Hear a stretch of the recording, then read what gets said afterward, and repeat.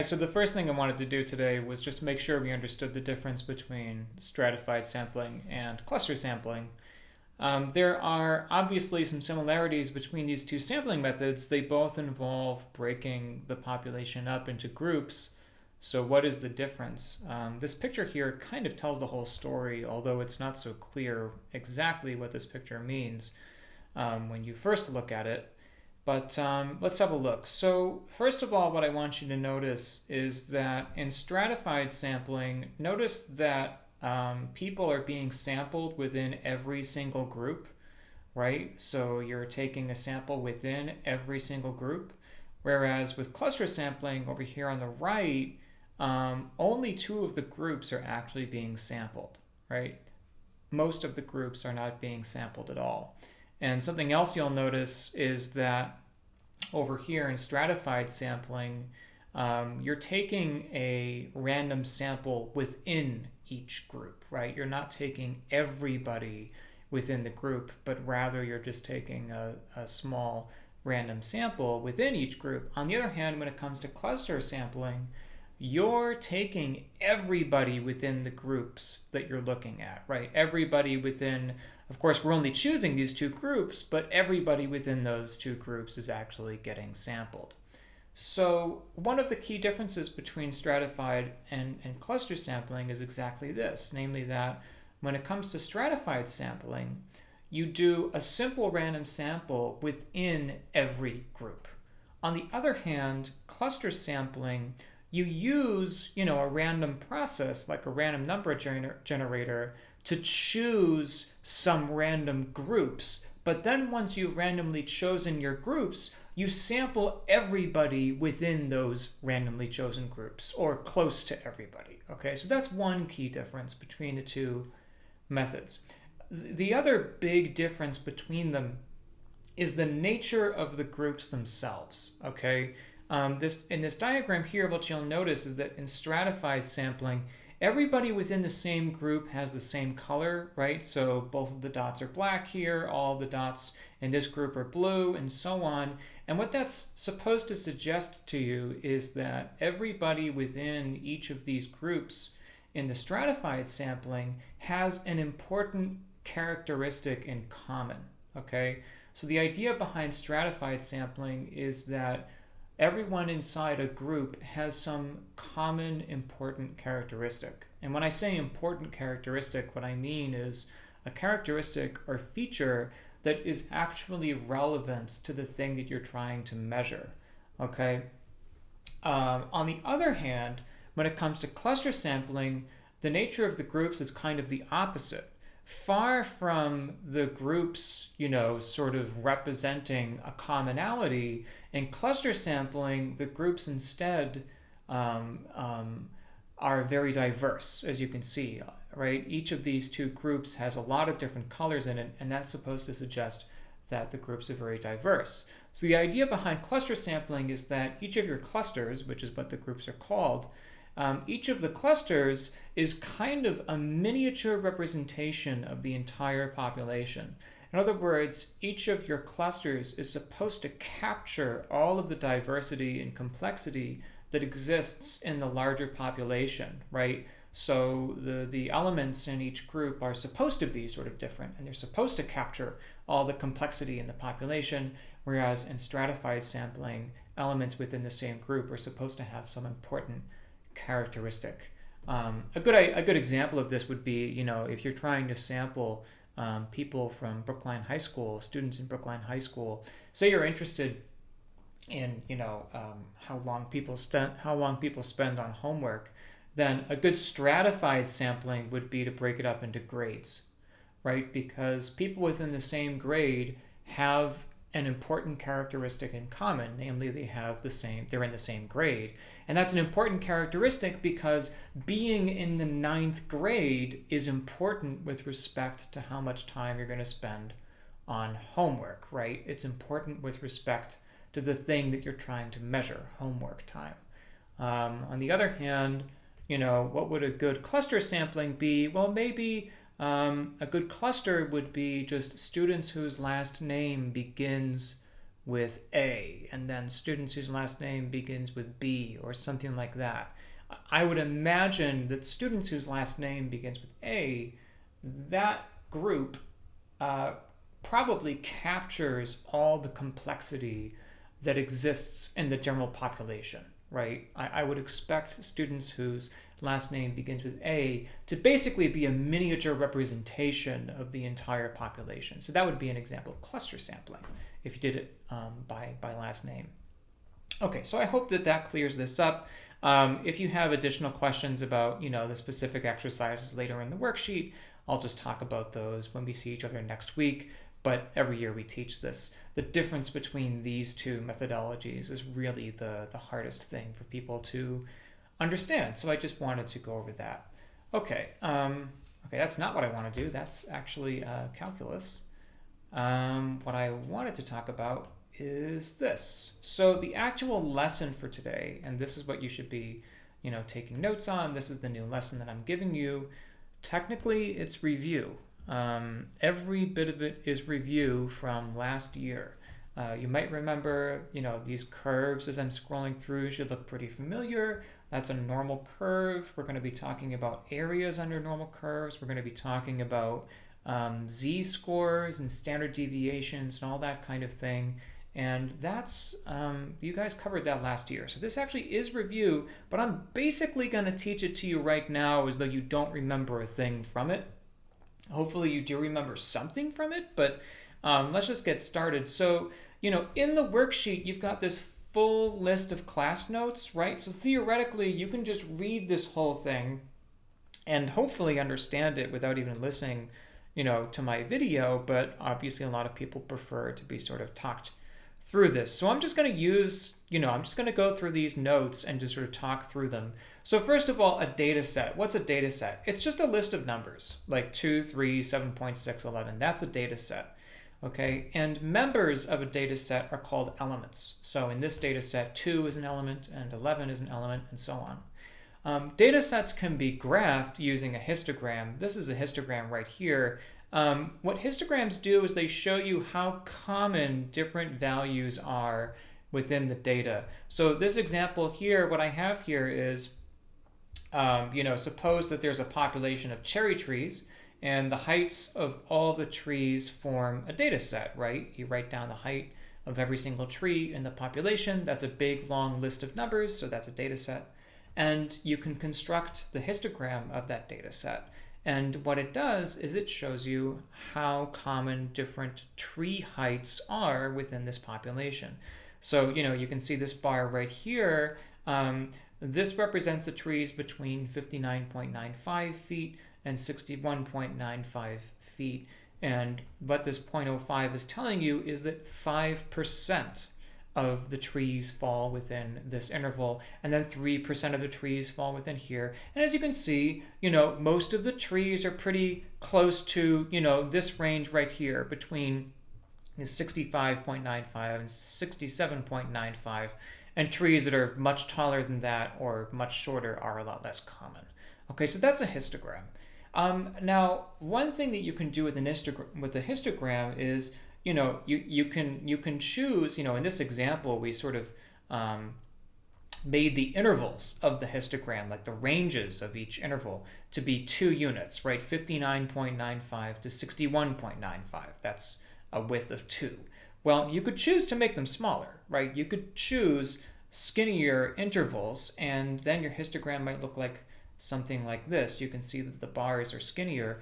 And if you made them really, really, really skinny, okay, even skinnier than what is pictured here, then you would eventually get basically a curve, like a smooth curve. So if you make the intervals go and become really, really small, then you're going to get a curve, okay? So a histogram, if you make the intervals really small, becomes a curve, and we call such a curve a distribution, okay? So a distribution is basically just a histogram with very small intervals, but it gives you the same information as a histogram. It tells you what the most common values are within the data set. It sort of tells you how the data set is distributed. Okay, so there are lots of different kinds of distributions, but in this class we'll basically just talk about one, and that's normal distributions. What is a normal distribution? In this class, basically a normal distribution is anything that looks like this. Okay, it's a bell curve. As you can see, it's kind of symmetric. It looks like a bell. This over here is another normal curve. There are lots of different normal curves, but they all kind of have this bell shape. Now, there are really two parameters that control the overall shape of a normal curve. You can see these two normal curves are quite different, so what accounts for that? Well, it's basically there are these two knobs that you can twiddle, right? There's the mean of the distribution, and there's the standard deviation. The mean determines the center of the distribution. You can see that this normal curve has a mean of 4, and you can see that it's centered at 4. Over here, though, this guy has a mean of -1, so it's centered at -1. So the mean controls the center. The standard deviation determines the spread. Okay, if you look, this first distribution has a higher standard deviation. That means it has a higher amount of spread. That means that the data is less tightly concentrated around the mean. You can see this guy over here, much more of the data is tightly concentrated in around -1, whereas here it's more spread out, and that's the standard deviation. And then one more thing, if a data set's histogram follows a normal curve, in other words, looks like one of these guys, then we say that that data set is normally distributed, and lots of things in the real world are normally distributed. It's a very common distribution. Okay, so areas under a normal curve. It turns out that in this class, or in this unit, finding areas under normal curves is really, really important, like finding the area of this shaded region right here. So why is that important? Well, let me motivate it with just a question here. Suppose that some data set, I don't know what it is, maybe it's tree heights or something. Suppose that some data set is normally distributed with the curve shown to the right. So this is the distribution of the data set. And suppose we want to know what percentage of the data set is between 2 and 4. So you can see, between 2 and 4, quite a lot of the elements in the data set lie within that range, but what percentage exactly, right? It's probably less than 50%, but is it 40% or what is it? It turns out the answer to that question is the area under the curve between 2 and 4. Okay, so the percentage of elements in the data set which sit between 2 and 4 equals the area under the curve between 2 and 4. Exactly why that is, I'm not going to get into it, but if you really want to know, if you go back to a histogram, you'll kind of see that that's true, that area somehow corresponds with percentages. But let's just take it as an article of faith, okay, that areas under the curve correspond to percentages. All right, so, and that's really important. So I put it in a box here. I said, suppose you have some distribution, then the percentage of elements in the data set that lie between two numbers, x1 and x2, is the area under the curve between x1 and x2, between those two numbers. Okay, so it turns out that finding areas under normal curves is really important. So it's something that we need to learn how to do, and it's kind of what the rest of the lesson is all about. So, okay, there are, like I said, lots of different normal curves, okay? Like here's, we've already seen a few of them, here's 2 of them, and there are infinitely many more. However, there is one particular normal curve which is so important that we give it a special name. It's called the standard normal curve, okay? And the standard normal curve is just the normal curve whose mean is 0 and standard deviation is 1. By the way, if you're wondering, these are Greek characters. This is mu. It starts with an M, it's like mu, mean. And this is a lowercase sigma, so sigma standard deviation starts with an S. Anyway, so the standard normal curve is just the normal curve with mean 0 and standard deviation 1. Now, surprisingly, if we know areas under the standard normal curve, then you can actually find areas under any normal curve, okay, as we'll see. So as I say here, the last page in this packet is a table of areas under the standard normal curve. Okay, and we call the numbers on the edges of the page z-values, and the 4-digit decimals are area values. So let's scroll down to see what I'm talking about here. As you can see, there's a little z right here. So all these numbers in the middle, like the 4-digit decimals, those are all area values. They are the values of different areas under the standard normal curve. And what these z-values are is basically the position on the horizontal axis. So for example, let's suppose that you want to know the area under the standard normal curve to the left of z equals negative 2.13. So that's maybe right about here, right? Let's say that negative 2.13 is right about here. And of course, that's going to be to the left of 0. And you want to know the area under the standard normal curve to the left of that value, okay? So what would that be? That is exactly what the table tells you. So your z value is negative 2.13. And so we're going to go down to our table and find negative 2.13. So the way it works is negative 2.13 starts, of course, with negative 2.1, right? So I find negative 2.1 in this column. There it is. Okay, there's my negative 2.1.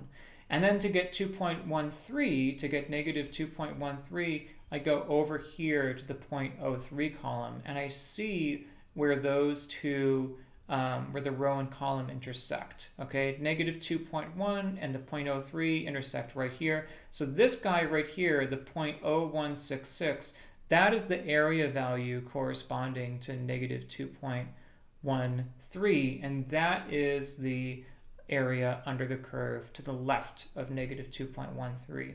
I want to be clear that every single one of these area values is a left area value, right? So like if you go and look at the area value for say 1.00, okay, that's right here, 1.00, this 0.8413, what is that? That's the area under the standard normal curve to the left of z equals 1, okay? Every single one of these guys is a left area value. Now, you can use these left area values to find other kinds of areas, but you have to do a little bit of arithmetic, okay? We'll kind of see how that works in just a moment.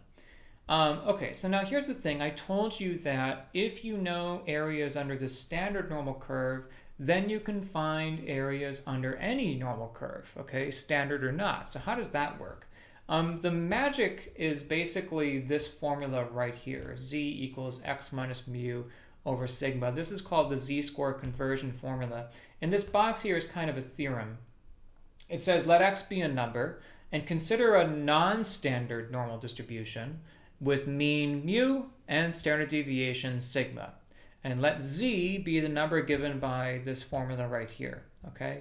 Then the area to the left of x in the non-standard normal distribution equals the area to the left of z in the standard distribution. Now that's pretty abstract, but if we do an example, I think it'll become a little bit more clear. But this guy right here was what allows you to basically use this table, even though this table is only for the standard normal curve. That fact here in the box is what allows you to use this table to find areas under any normal curve. So let's see an example of what that looks like. So here's my example. Consider the normal distribution with mean mu equals 2 and standard deviation 3. Find the area under the curve to the left of 4. Now, this guy here, this normal distribution, is not the standard normal. Remember, the standard normal is the one with mean 0 and standard deviation 1. So this is not that, right? This is not the standard normal. So what do? Well, we want to know the area under our normal distribution, the non-standard normal distribution. We want to know the area under our distribution to the left of 4, okay?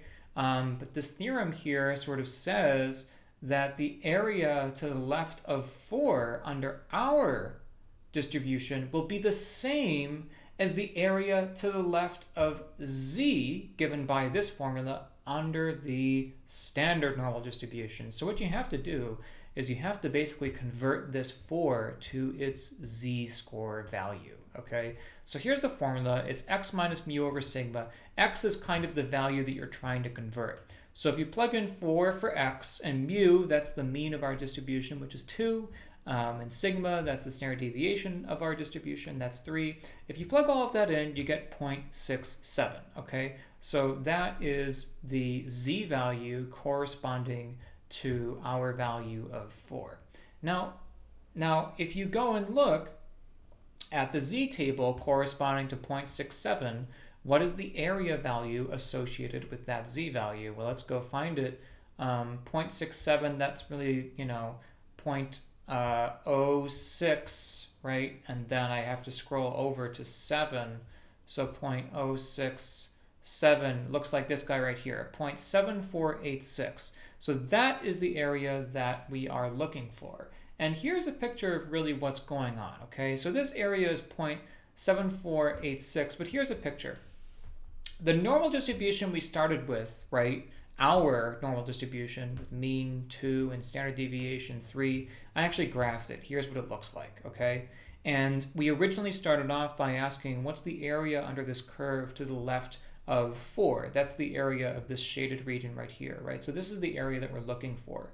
But this magical theorem up here says that this area right here, the area under our curve to the left of 4, is going to be equal to the area under the standard normal curve, that's this one right here, to the left of z, where z is given by this formula right here. Okay, so essentially what we did was we converted 4 to its z value using this formula right here, and then we used the table at the end of the packet to find this area, right, the area to the left of 0.67 under the standard normal curve, and this magical theorem says that actually these two areas are the same. And so the area that we got from the table is indeed the area under our normal curve, okay?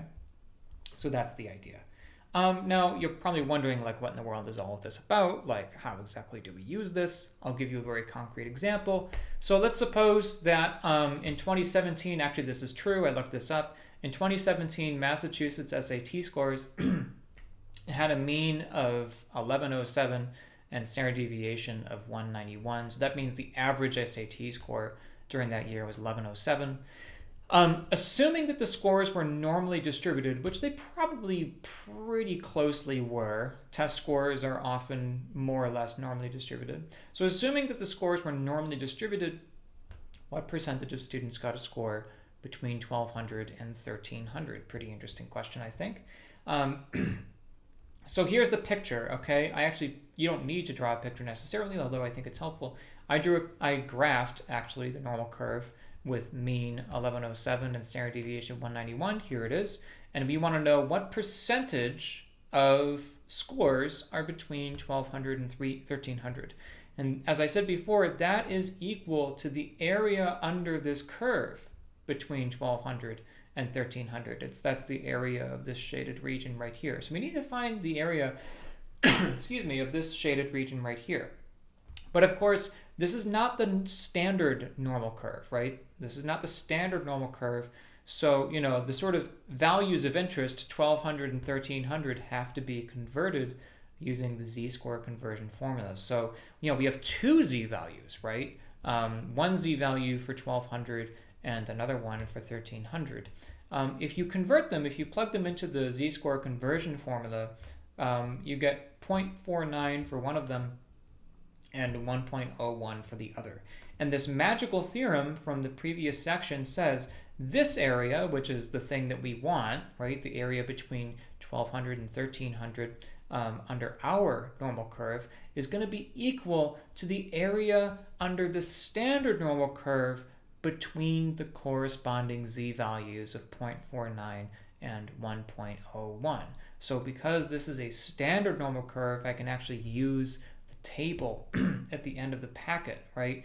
Now, if you look at the table, you'll see that the area to the left of z equals 0.49 is 0.6879. I'll skip it, but if you go and look, you'll see that that's true. So what that means is that the area to the left of 0.49, that is like this, all this white area here, is 0.6879.